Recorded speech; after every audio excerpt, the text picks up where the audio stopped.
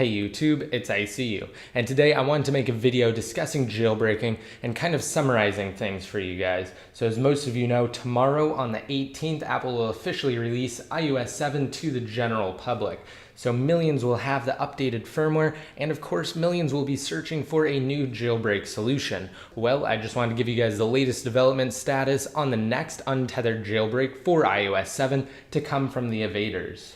So following Apple's iPhone 5S and iPhone 5C unveiling event, the company released iOS 7 GM or Goldmaster Edition, which is essentially the finalized version of 7.0 that will find its way to the iPhones, iPads, and iPod Touches of millions. Now, the reason why iOS 7.0 GM is so important is because the Evaders, which as many of you know is the team that's responsible for bringing us the Evasion Untethered iOS 6 through 6.1.2 jailbreak utility, can now focus their efforts on developing a new untethered iOS 7 jailbreak. In fact, Planet Being from the Evaders informed his followers that the team has, quote, achieved unsigned userland code execution with the help of some exploits the team has been saving until this exact moment. Now, as stated in his tweet, Planet Being and the Evaders, quote, have a good platform for poking the kernel and are making significant progress in jailbreak development. And as I mentioned before, on the 10th, Apple revealed the iPhone 5S, which will be powered by the company's all-new A7 chip. And an interesting article on Jailbreak Evasion iOS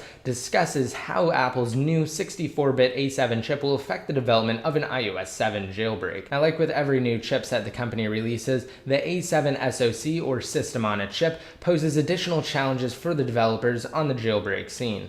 Moreover, the fact that the A7 is built using 64-bit desktop class architecture doesn't make the task of developing a new iOS 7 jailbreak any easier.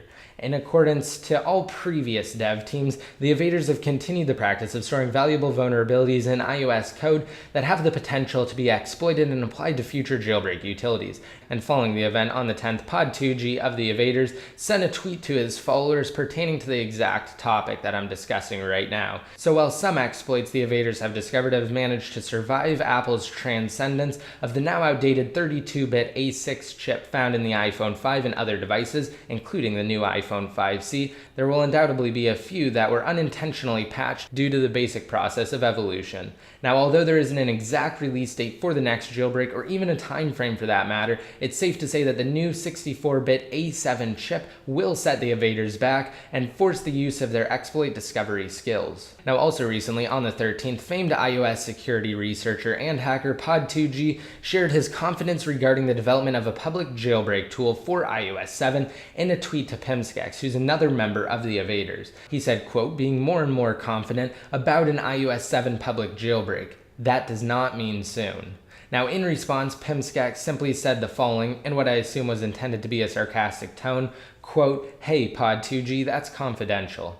Now, like I've said numerous times, the jailbreak tool for iOS 6.1.3 likely won't be released to the public before the Evaders finish development on an untethered iOS 7 utility.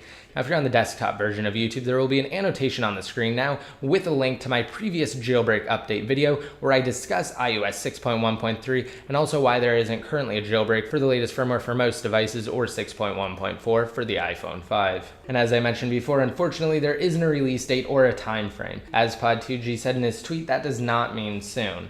Now, although I don't anticipate it will take months to develop an iOS 7 jailbreak like it did with the iOS 6 through 6.1.2 Evasion utility, we won't really know for sure until the Evaders are able to get their hands on the iPhone 5S with Apple's new 64-bit A7 chip like I was talking about before. Now, of course, I will keep you guys completely covered on everything jailbreak related here on my YouTube channel. I'll also provide you guys with the very best jailbreak tutorials once a utility is released. Now, as far as Red Snow is concerned, the iPhone dev team will most likely update Red Snow to include support for the iPhone 4. So iPhone 4 owners will probably be able to jailbreak before any other iDevice owners once Sarik's able to update compatibility for Cydia with iOS 7. So just be sure to stay tuned for anything and everything related to jailbreaking. Again, I will keep you guys covered.